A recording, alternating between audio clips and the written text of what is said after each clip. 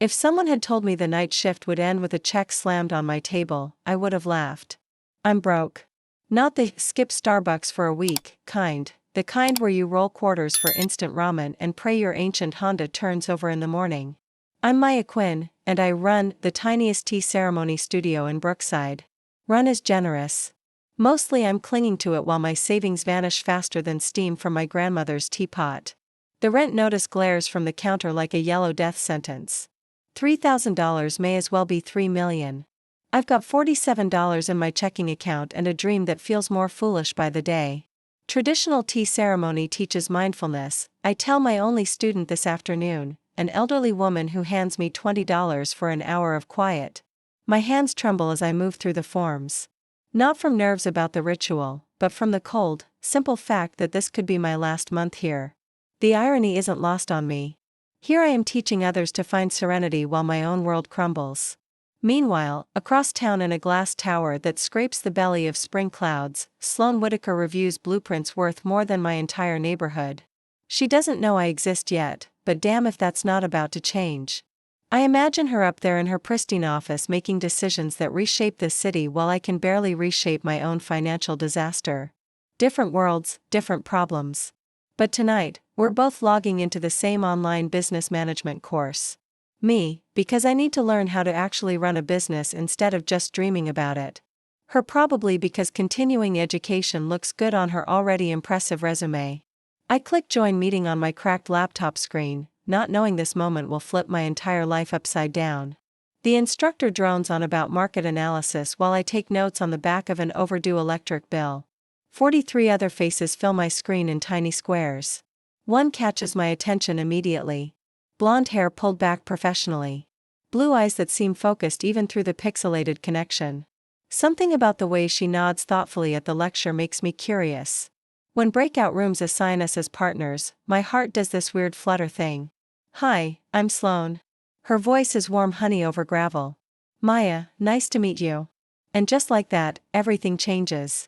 3 weeks into our virtual study partnership, Sloane and I have developed this rhythm. Tuesday and Thursday evenings, 7:30 p.m. sharp, we connect through video chat to dissect case studies and marketing strategies.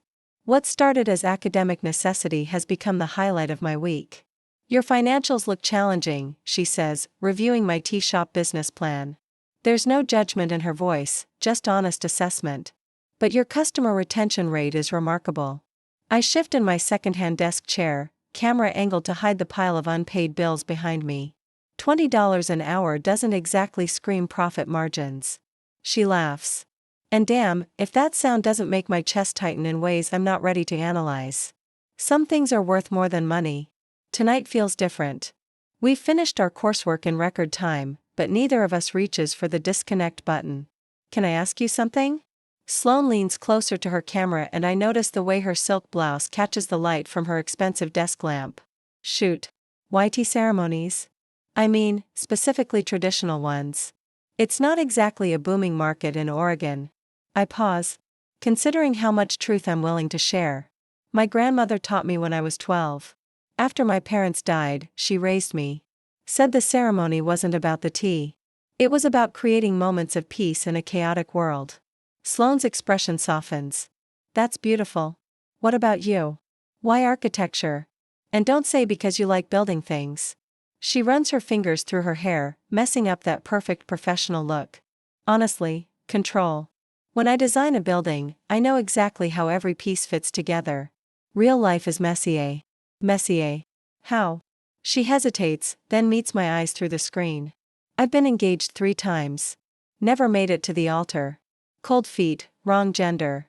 The words hang between us like a bridge neither of us expected to cross. My heart starts doing that flutter thing again, more insistent this time. Oh, I manage. Does that bother you? I think about the way my pulse quickens during our calls. How I find myself choosing my outfits more carefully on Tuesday and Thursday mornings. The dreams I've been having that leave me restless and confused. No, it doesn't bother me. Sloane's smile could power my entire studio for a month. Good. Because I was hoping. She trails off. Hoping what? Would it be completely crazy if I wanted to see your tea shop in person? My laptop screen suddenly feels like a confessional booth. You want to visit Brookside's smallest, most financially unstable tea ceremony studio? I want to meet the woman who's been keeping me up at night, thinking about mindfulness and tradition and finding peace in chaos. Heat spreads across my cheeks. That's quite a drive from your side of town. Some things are worth the distance. The way she says it makes my skin tingle. We're talking about more than geography, and we both know it. Saturday afternoon, I'll be there. After we disconnect, I sit in my small apartment above the studio, staring at my reflection in the black screen. Everything's about to change again, and this time I'm not sure I'm ready. But ready or not, Sloane Whitaker is coming to my world. Saturday arrives like a held breath. I've cleaned the studio 3 times, arranged and rearranged the meditation cushions, and changed clothes twice. The worn tatami mat suddenly looks shabby instead of authentic. My hands won't stop trembling. At exactly 2 p.m., a silver BMW pulls up outside. Through my window, I watch Sloane emerge, and my heart nearly stops. She's traded her professional video call attire for dark jeans, and a cream sweater that hugs her curves in ways that make my mouth go dry. Even dressed down, she radiates expensive confidence. The bell above my door chimes as she enters. My studio, which felt spacious in my imagination, shrinks to the size of a jewelry box. Wow. She breathes, taking in the simple wooden shelves lined with tea vessels. The calligraphy scrolls my grandmother left me.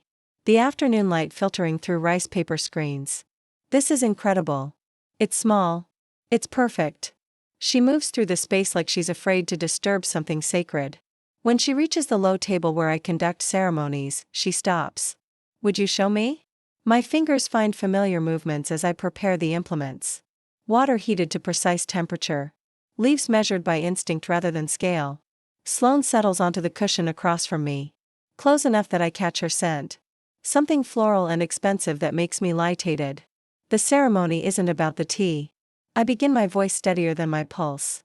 It's about attention, being completely present. I pour the first cup. Steam rising between us like incense. Sloane watches my hands with an intensity that makes my skin warm. Present, she repeats softly. Our fingers brush as I pass her the cup. The contact lasts exactly 1 second longer than necessary, and in that moment, the careful distance we've maintained crumbles. Maya. Yeah, I need to tell you something. I set down my cup with hands that shake slightly. Okay. These past few weeks talking with you, it's been the best part of my days. Not just the coursework, the air between us feels charged. Sloane. I know we barely know each other in person, but I feel like I've been waiting to find someone like you my whole life. She leans forward and suddenly we're breathing the same air. Her eyes drop to my lips and every nerve in my body comes alive. Is this okay? She whispers. Instead of answering, I close the distance between us. Her lips are soft and warm and taste faintly of the tea we've been sharing. The kiss begins soft, tentative, and asking. When I answer, it deepens into something that curls my toes inside my beat-up shoes. Her hand slides to the nape of my neck, fingers threading through my hair, and an embarrassing, needy sound escapes me before I can stop it. We break apart, breathing hard. The studio is suddenly hushed, the only noise the far-off murmur of afternoon traffic. I start. Yeah, she says. We sit there, stunned. The charged air between us settles into something new, terrifying and wonderful at once. Then Sloane reaches into her purse. I want to help you keep this place, she says, pulling out a checkbook. The spell shatters like porcelain hitting tile. What? Your rent. The loan. Let me take care of it. This studio matters too much to lose. I stand so fast my knees pop. Are you serious right now? Maya, I can afford it. It's nothing to me, but everything to you. Nothing to you. The words taste bitter going down. That's not what I meant. I'm backing away, from her, from the low table, from whatever just happened. No, I think that's exactly what you meant. I'm trying to help. Are you? Or are you trying to buy something? Color drains from Sloane's face. That's not fair. Isn't it? Rich woman sweeps in, tosses money at the poor girl's problems, and gets what she wants. I don't want anything except to see you happy. By turning me into a charity case. My hand finds the doorknob. I think you should go. Maya, please, let me explain. But I've already opened the door, letting afternoon light pour into my sanctuary like an interrogation lamp. Just go, Sloane. She gathers her bag, moving past me with wounded dignity. At the threshold she turns. I'm sorry. I handled this wrong. When she's gone, I sink into the quiet, surrounded by the faint trace of expensive perfume and the sticky ring of spilled tea, wondering how something so right got so wrong so quickly. 5 days pass without a word. My phone stares back at me from the counter, gleefully silent each time I check it. I type and delete 17 different texts, each more pathetic than the last. Tuesday night arrives, our usual study session. I log into the course portal, half hoping she'll slip into our breakout room. The empty window feels cavernous. Thursday morning, the mail brings a surprise, a cream envelope, my name written in elegant script across heavy paper. No return address, but I know Sloane's handwriting from our shared notes. Inside, 3 pages, carefully composed. Maya, I've written this 12 times. Each version sounds more inadequate than the last, but I need you to understand. When I offered money, it wasn't charity. It was desperation. I've spent my adult life in boardrooms where problems get solved with transfers and contracts. I forgot that some things can't be bought. My fingers trace the lines. Despite the anger, I keep reading. The truth is, you terrify me. Not your financial situation or your studio or anything external. You terrify me because for the first time in my life, I want something that money can't buy. I want your respect. I want your time. I want you to look at me the way you did during the tea ceremony before I ruined everything. Heat spreads across my chest. I flip to the second page. I don't know how to be poor. Maya. I've never counted quarters for ramen or worried about rent. But I do know what it's like to feel empty despite having everything. Every morning I wake up in my penthouse and wonder what the point is. Then I started talking with you and suddenly I remembered what it felt like to want something real. The third page is shorter. I'm not asking for forgiveness. I'm asking for a chance to learn how to be someone worthy of your friendship if you'll let me. That afternoon, another delivery. This time it's a small wooden box containing 3 varieties of rare tea I've never seen before. Oolong from Taiwan. White tea from Fujian province. Pure age 20 years. The note attached reads simply for your students. No strings attached. I brew the oolong and the aroma fills my studio with something sacred. Thursday brings nothing. I spend the day wondering if 2 letters and expensive tea constitute proper graveling or just another form of throwing money at problems. Friday evening, I'm closing the studio when I hear footsteps on the sidewalk outside. Through the window, I see Sloane approaching slowly like she's walking through a minefield. She stops at the door but doesn't enter. I brought something, she calls through the glass. But I won't come in unless you want me to. I open the door. She's holding a thermos and wearing jeans that look genuinely worn rather than designer distressed. Coffee, she says, from that place down the street, the one with the chipped mugs and the owner who argues with customers about milk foam. Despite everything, I almost smile. You went to Murphy's? The barista insulted my order 3 times. Called me a foam princess. I think I'm in love with that place. She hands me the thermos, careful not to let our fingers touch. I also wanted to say something in person about the other day. I wait. I've been thinking about what you said about buying things. You're right. I do that. When my relationships failed, I bought jewelry to apologize. When my father was disappointed in my career choices, I bought him a vintage car. It's what I know.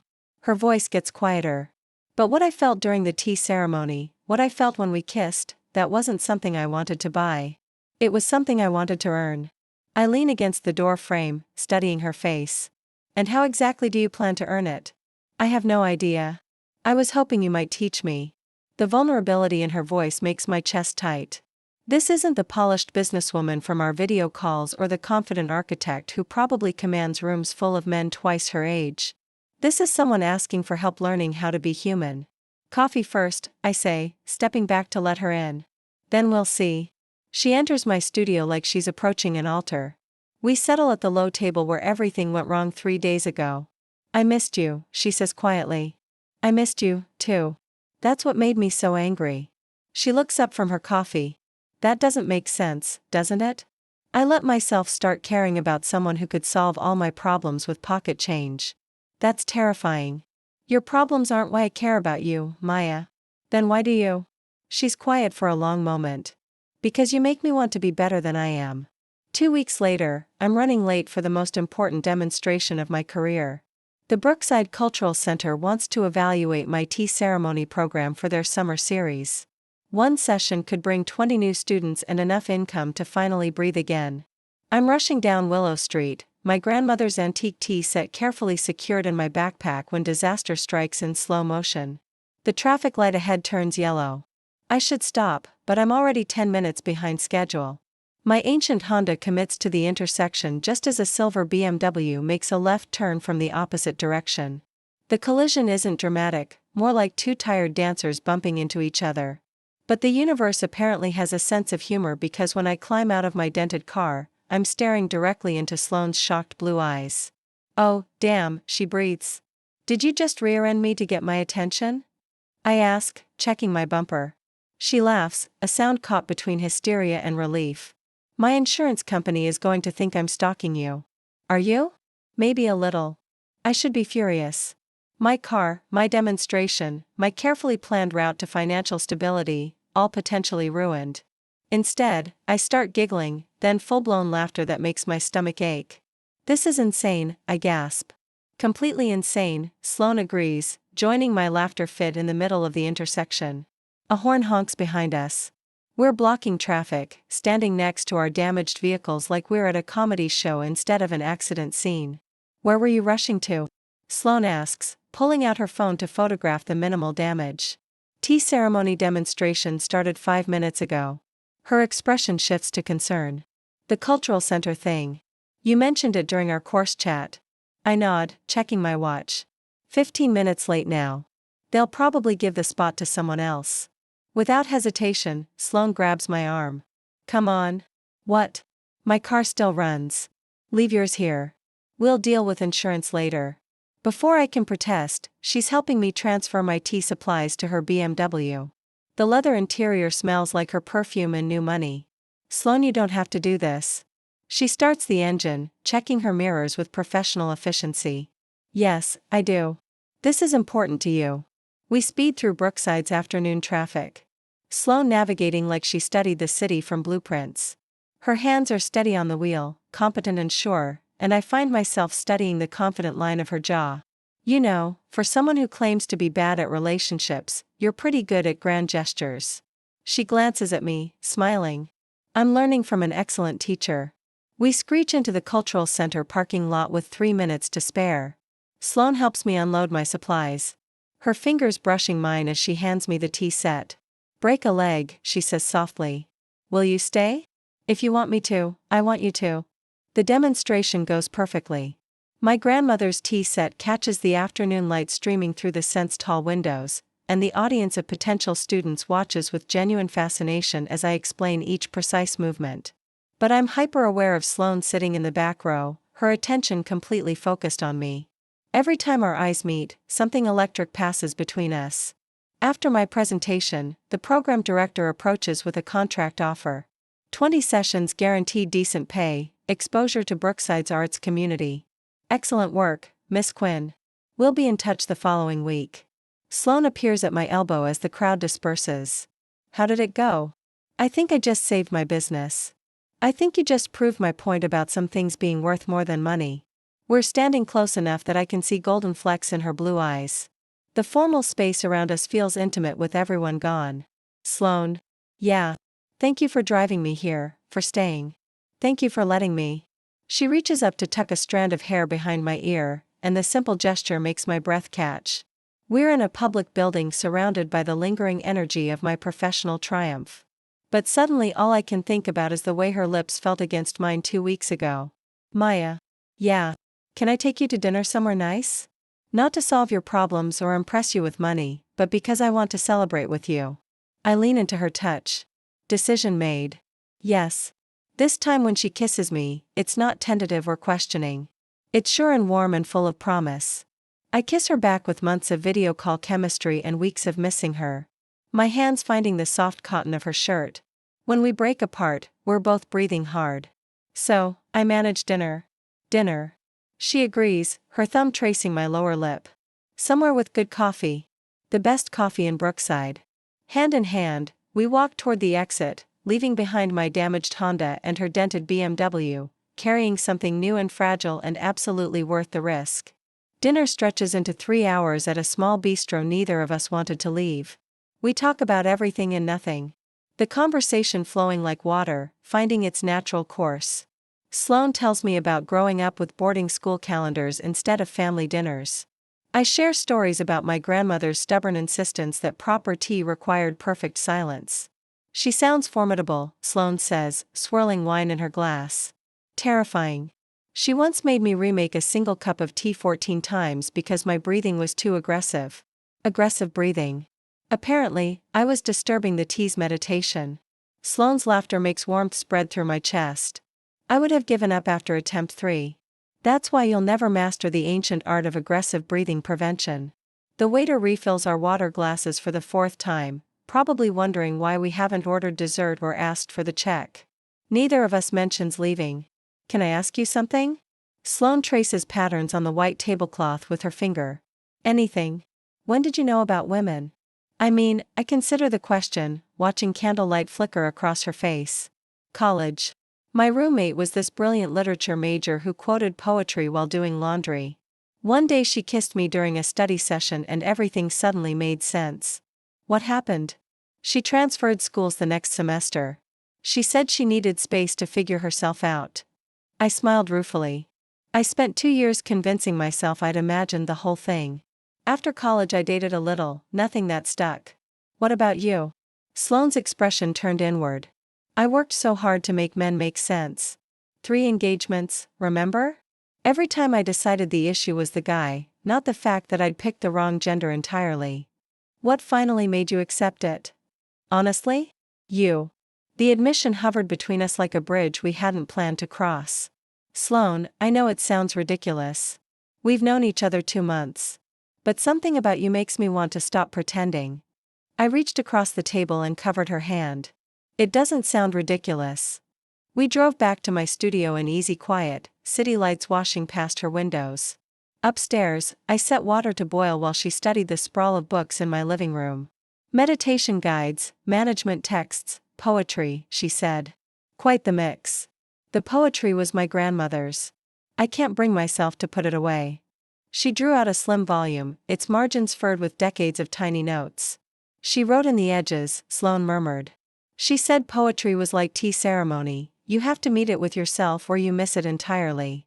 Sloane settled beside me, close enough that our thighs touched. The cups cooled on the table while she read aloud from a penciled line, love requires the same attention as ceremony, present moment. Open heart, no expectations beyond this breath. Her voice wrapped the words in silk. And when she looked up, the space between us throbbed with possibility. Maya. Yeah? I want to be present with you. No expectations beyond now. I set the teacups aside and turned to her fully. What does that look like? She answered by cupping my face, thumbs tracing my cheekbones. The kiss she gave me was different from the one in the studio or the cultural center, an invitation, a question asked with soft pressure. I answered by sliding my fingers into her hair, tugging her closer until there was no distance left. She tasted like wine and promise, and when a small sound rose in her throat, heat pooled low in my belly. We moved carefully, unhurried, like our own small ritual. Her hands mapped the curve of my waist through my sweater. I found the quick beat at the base of her throat. When she eased me back into the cushions, I went willingly, drowning in blue eyes that mirrored my own want. Time loosened. We learned each other with reverent attention, hands and mouths saying what our voices hadn't yet found. Sloane breathed my name like a prayer when I traced her collarbone, and I lost myself in the soft sounds she made when I discovered places that made her arch beneath me. Later, wrapped in my grandmother's quilt, her head on my shoulder, I listened to her breathing fall into a steady rhythm. The apartment felt different with her there, fuller, as if the room finally had the right light. This is new for me, she murmured against my neck. Which part? All of it. Being this open. Wanting someone this much. I kissed the top of her head. Good new or terrifying new? Both. Outside, Brookside slipped into its late-night hush. For the first time in months, I wasn't fretting about tomorrow's problems or next week's rent. There was just this moment, this woman in my arms, and the startling sense that sometimes the best things arrive when you stop trying to steer them. 3 weeks blurred by in a haze of stolen hours and deepening ease. Most nights, Sloane turned up at my place with takeout, and we sat shoulder to shoulder grading papers from my growing roster of students, building something that felt, quietly, like the start of a life.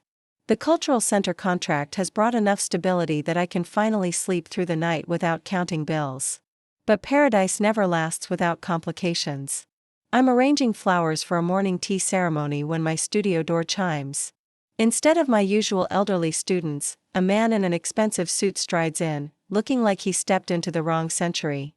"Miss Quinn, I'm Grant Quinn, Sloane's business associate." The shared surname throws me for a moment.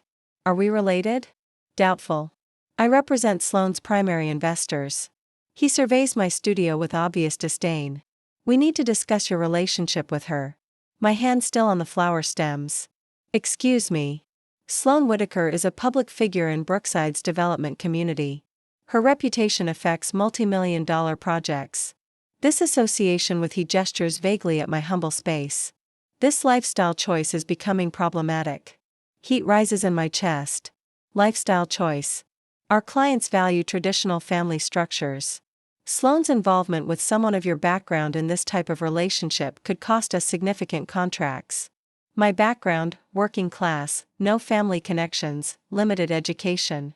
He pulls out a business card. "I'm prepared to offer compensation for your discretion." I stare at the card without taking it. "You're paying me to break up with her." I'm protecting everyone's interests. Sloane included. She's worked too hard to let personal choices derail her career. After he leaves, I sit alone among my grandmother's tea implements, feeling like I've been dunked in ice water. Every insecurity I've buried resurfaces with vengeance. That evening, Kevin Tran drops by unannounced. My oldest friend since high school. He's watched every relationship disaster I've survived. "You look like hell," he announces, settling into my kitchen chair uninvited. "Thanks for the pep talk, Spill." "What's wrong?" I tell him about Grant Quinn's visit, watching Kevin's expression grow darker with each detail. "Rich woman slumping with the poor girl," he says finally. Classic pattern. It's not like that, isn't it? Think about it, Maya. What happens when the novelty wears off? When her friends start questioning why she's dating beneath her station. Sloane isn't like that. They never are until they are. He leans forward, voice gentle but firm. "I've seen you destroyed by women before, but never by someone who could crush you this completely." His words echo long after he leaves. I pace my small apartment, replaying every moment with Sloane, searching for signs of condescension or pity I might have missed. When Sloane arrives with Chinese takeout and that radiant smile that usually melts my defenses, I feel the distance I'm creating like a physical barrier. "You're quiet tonight," she observes, unpacking containers of Lane. "Long day." She studies my face. What happened? I could tell her about Grant Quinn's visit, about Kevin's warnings, about the fear growing in my chest like a tumor. Instead, I deflect. "Nothing, just tired."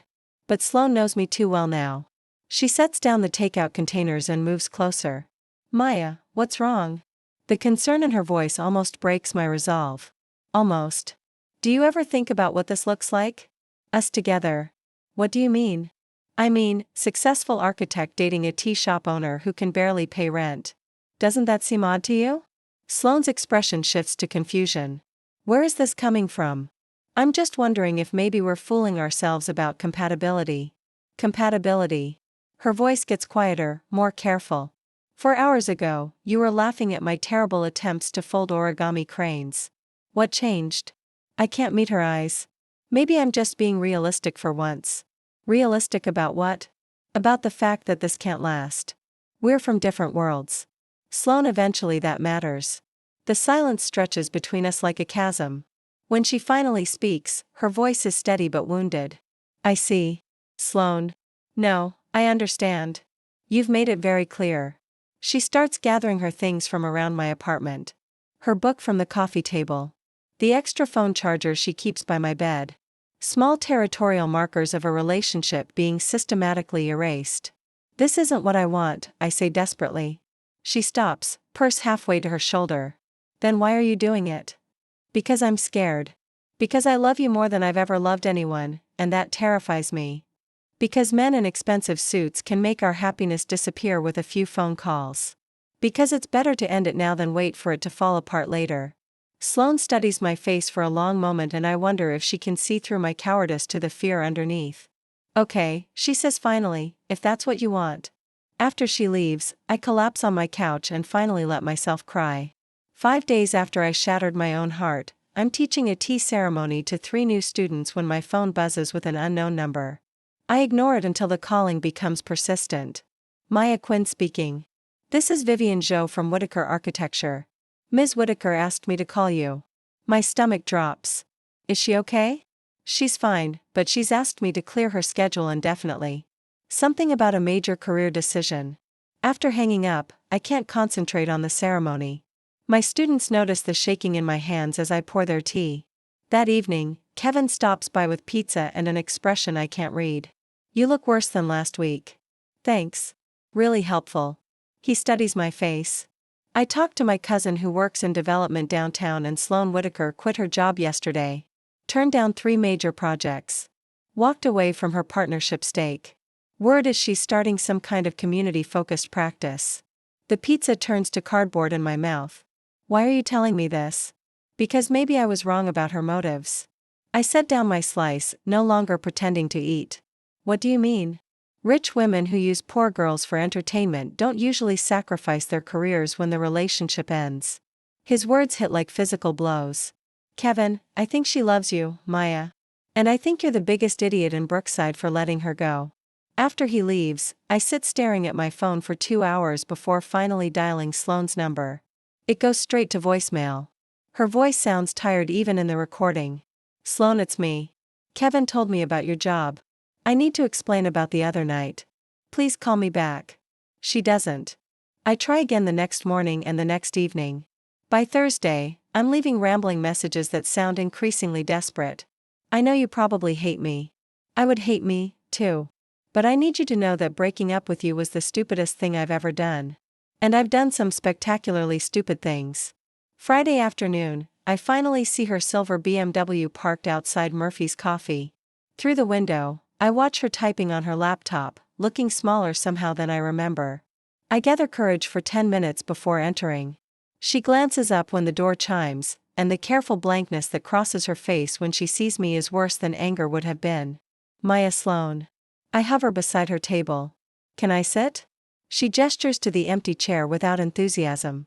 I heard about your job. Word travels fast in a small city. Why did you quit? She closes her laptop with deliberate precision. Does it matter? It matters to me. I thought we were incompatible. Different worlds and all that. The careful way she throws my own words back at me makes shame burn in my chest. I was scared of what? Of loving you.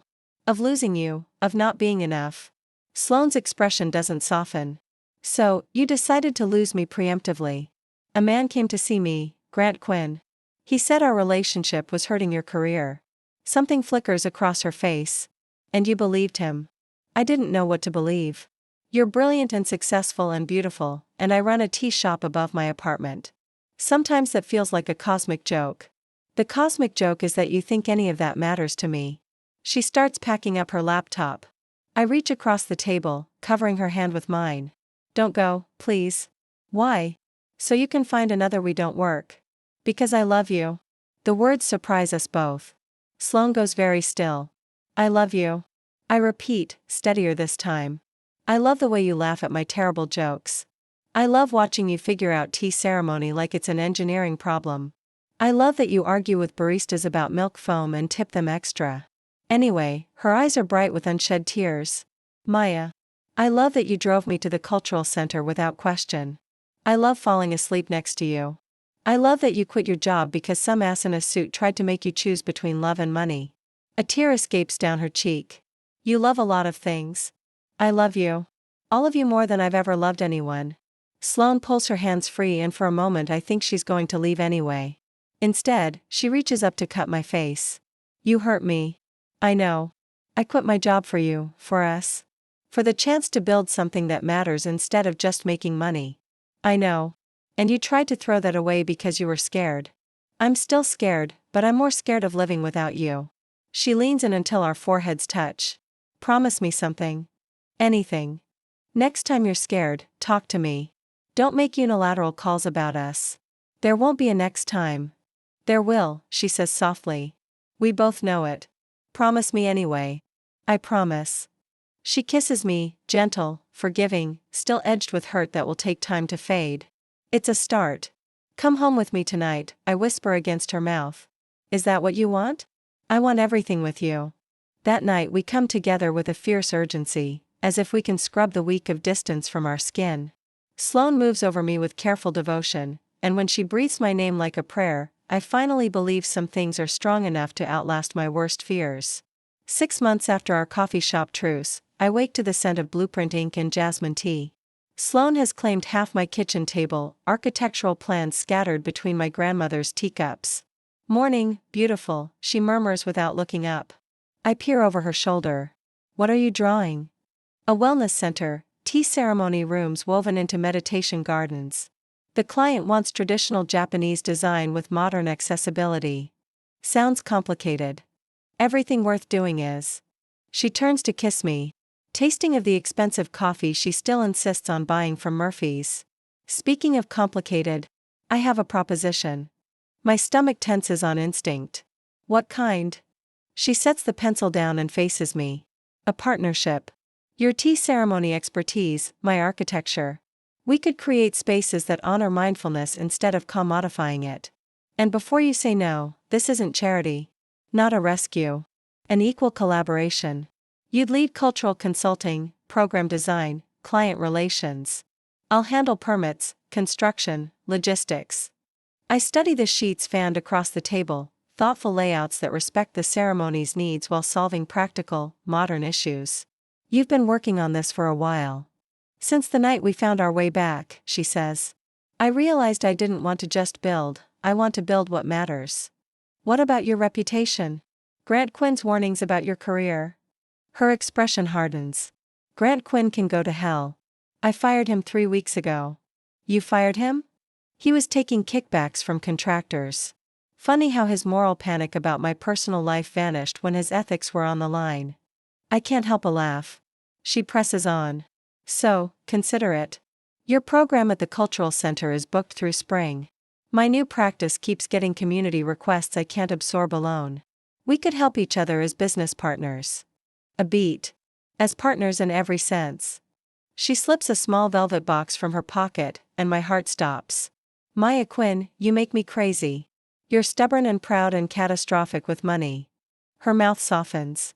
You also make me want to be better every day. She opens the box, a simple band with a single emerald that catches the morning light like a held breath. Marry me. The words hang between us like incense. My grandmother's voice drifts up from memory. Love needs the same attention as ceremony, this breath, open heart, no further demand. Yes. Her hands shake as she slides the ring onto my finger, and it fits like she measured me in my sleep. Yes to the marriage, she teases, or yes to the business? Yes to everything, I say. Yes to building something beautiful. Yes to being scared and choosing it anyway. Yes to you, always. Yes to you, she replies. Sloane kisses me with such fierce joy that we knock over her coffee cup, sending dark liquid across architectural plans neither of us bothers to save. Later, after we've celebrated properly and cleaned up the coffee disaster, I find her sketching new designs with my grandmother's fountain pen. What are you working on now? Our first joint project. I want to build a proper tea ceremony studio behind your existing space. Something worthy of your grandmother's legacy.